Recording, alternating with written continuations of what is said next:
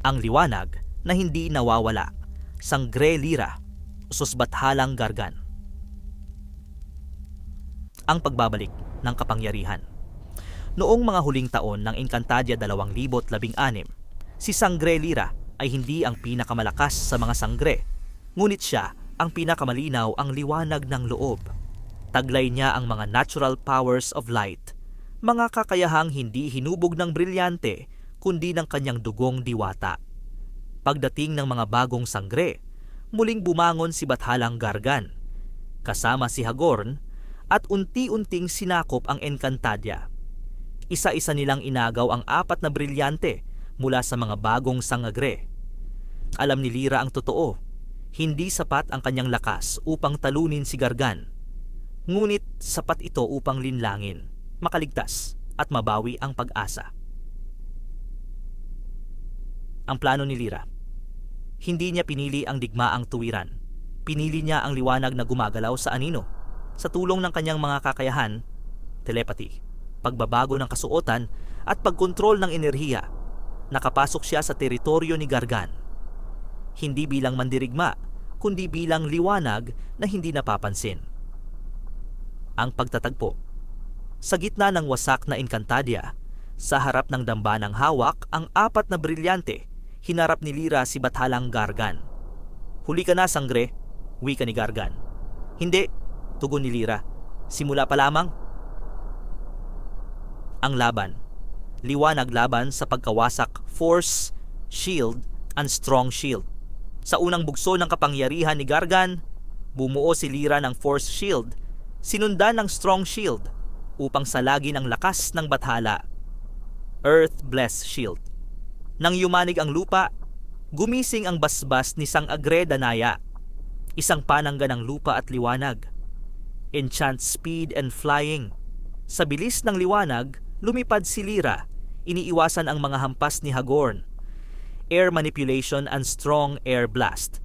Ginulo niya ang paligid, pinago ang daloy ng hangin, at itinulak palayo ang hukbo ng kadiliman. Beam blast at energy blast. Isang sinag ng liwanag ang tumama sa dambana. Kasunod ang pagsabog ng enerhiya na kahalintulad ng lakas ng brilyante. Energy projection and craft projection. Hinugis ni Lyra ang liwanag bilang mga tanikala at sibat. Pansamantalang ginapos si Hagorn. Sonokinesis. Sa isang malakas na alon ng tunog, nabasag ang konsentrasyon ni Gargan. Sapat upang makalapit. Fire control. Banal na apoy ang bumalot sa paligid. Nililinis ang sumpa ngunit hindi sumisira sa lupa. Telepathy. Tahimik niyang tinawag ang mga espiritu ng hangin at lupa, hindi para lumaban, kundi upang gumabay. Ang dalawang brilyante. Sa sandaling nabuksan ang dambana, mabilis na kumilos si Lyra. Brilyante ng hangin, kumawala at sumanib sa kanyang liwanag. Brilyante ng lupa, tumugon sa basbas ni Danaya at bumalik sa kanyang kamay. Ngunit ang apoy at tubig ay nanatili kay Gargan. "Hindi mo kayang angkinin ang lahat," sigaw ng Bathala. Alam iyon ni Lyra mula pa sa simula. Time manipulation and changing outfit. Sandaling pinabagal ni Lyra ang oras. Isang iglap lamang habang nagbago ang kanyang kasuotan mula mandirigma tungo sa tagapagdala ng liwanag, can see the future. Nakita niya ang mangyayari. Kung mananatili siya, mamamatay siya. Kung aalis siya, may pag-asang mabuo muli ang Encantadia. Ang huling kapangyarihan. Evictus. Nang palibutan siya ni Gargan at Hagorn, itinaas ni Lyra ang kanyang kamay. Evictus. Isang utos ng Royal Blood Diwata, hindi para talunin ang Bathala, kundi upang itaboy ang sarili mula sa kamatayan. Bumuka ang liwanag. Naputol ang espasyo. At si Lyra ay naglaho. Tanga ng dalawang brilyante. Wakas, ngunit hindi katapusan. Hindi natalo si Bathalang Gargan, ngunit hindi rin siya nanalo. Sa pagkawala ni Lyra, may naiwan siyang katotohanan. Hindi lahat ng laban ay kailangang tapusin.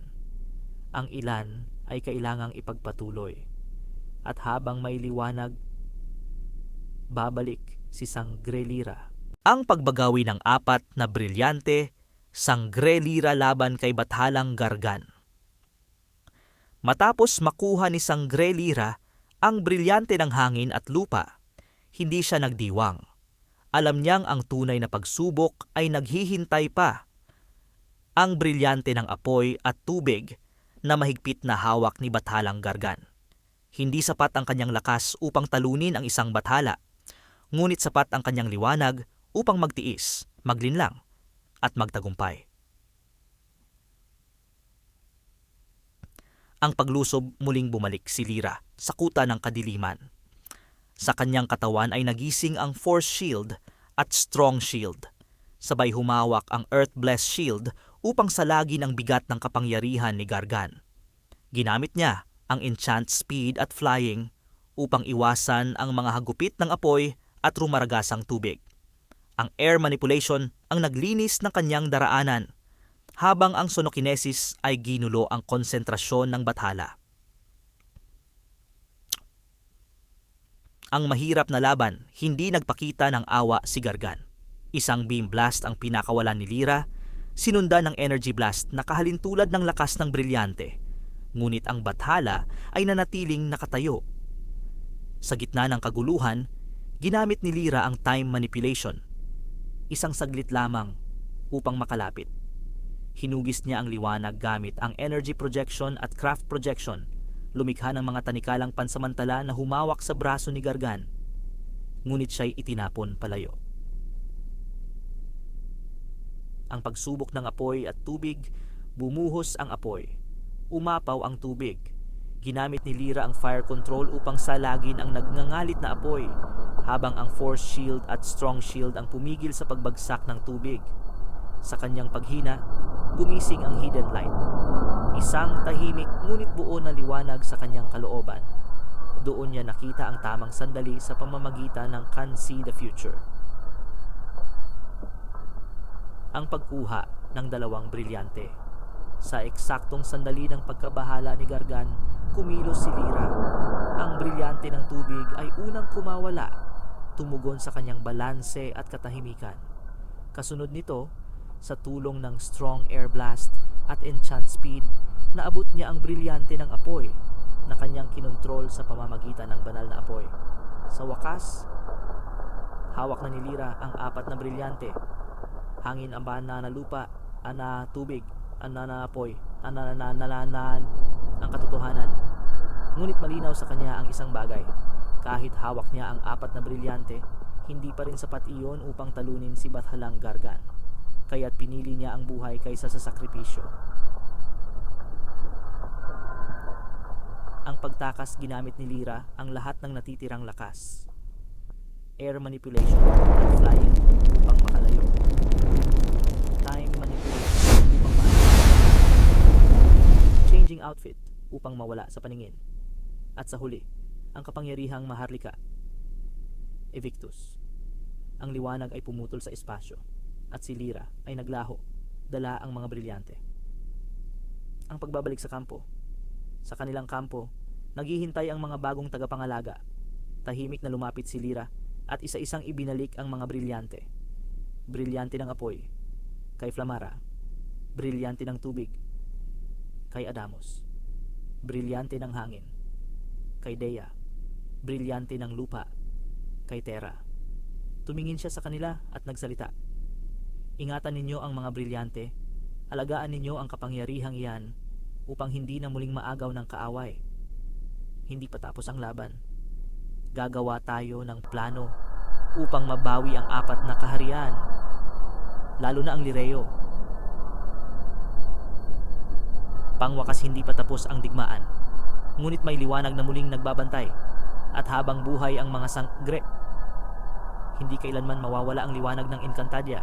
Ang pagbawi ng apat na kaharian, ang huling yugto ng liwanag, ang muling pagtitipon sa lihim na kampo ng mga lumalaban.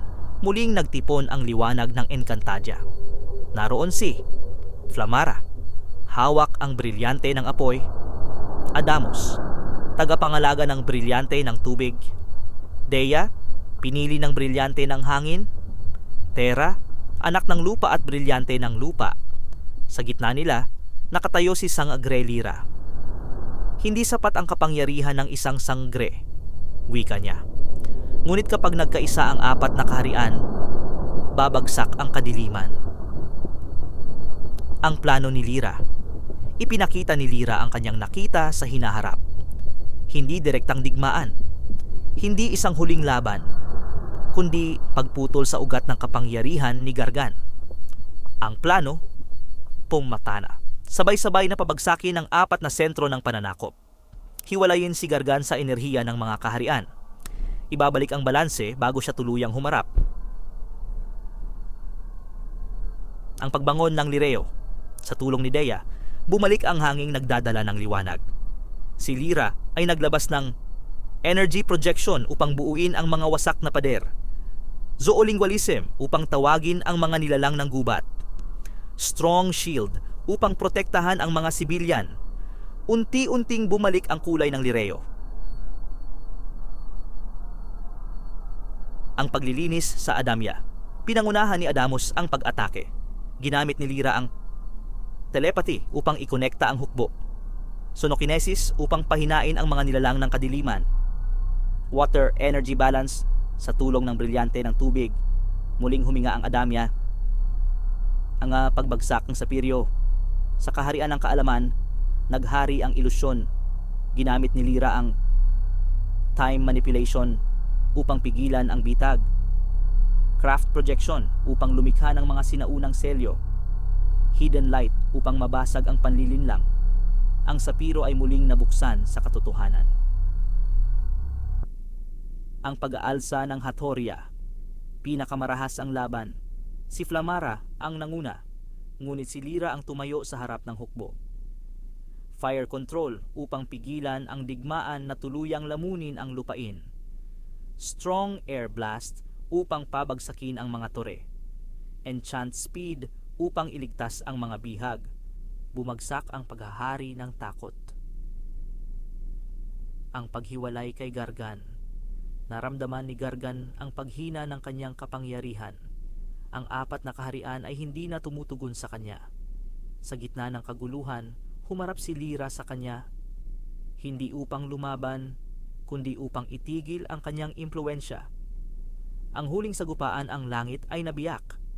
Ginamit ni Lyra ang Force Shield at Strong Shield, Energy Blast at Beam Blast, Air Manipulation at Fire Control, hindi upang pumatay, kundi upang pigilan. Evictus, ang pagpapalayas. Sa gitna ng pagsabog ng liwanag at dilim, itinaas ni Lyra ang kamay. Sa ngalan ng apat na kaharian, sa dugong diwata, Evictus. Ang kapangyarihan ni Gargan ay pinutol sa lupa ng Encantadia. Hindi siya namatay, ngunit siya ay pinalayas. Ang muling pag-usbong. Unti-unting bumalik ang liwanag. Ang Lireo ay muling tumubo. Ang Adamya ay muling umagos. Ang Sapiro ay muling nagliwanag. Ang Hathoria ay tumahimik. Ang balanse ay naibalik. Ang pamamaalam ni Lyra. Sa harap ng apat na bagong tagapangalaga, nagsalita si Lyra. Hindi ako ang reyna ng Encantadia. Ako ang liwanag na daraan lamang. Ibinaba niya ang kanyang kamay. Humupa ang kanyang ningning. Ang bagong simula. Habang nagbabantay ang mga bagong sangre, lumakad si Lyra palayo. Hindi bilang mandirigma, kundi bilang tagapagbantay ng balanse. Sa malayo, isang sinag ng liwanag ang nanatili. Final line. Ang apat na kaharian ay nabawi. Ang kadiliman ay napaalis, hindi winasak. At ang liwanag ay patuloy na magbabantay.